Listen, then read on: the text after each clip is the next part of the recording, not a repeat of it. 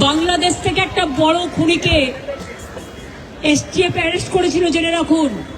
যা নিয়ে বাংলাদেশে অনেক রেভলিউশন হয়েছিল। অন্য দেশের কথা আমি বলছি না, আমার বলার অধিকার নেই, কিন্তু আমি যেটা বলছি পয়েন্টটা, তারপরে তারা মেঘালয় দিয়ে বাংলায় চলে আসে। বাংলায় যখন চলে আসে তখন আমাদের এসটিএফ তাকে ধরে, এটা তাদের ক্রেডিট।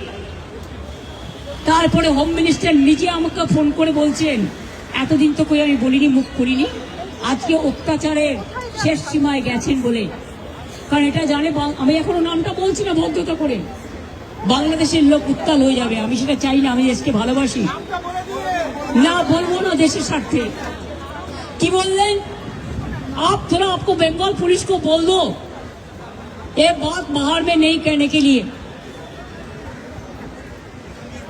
एक देश के लिए है।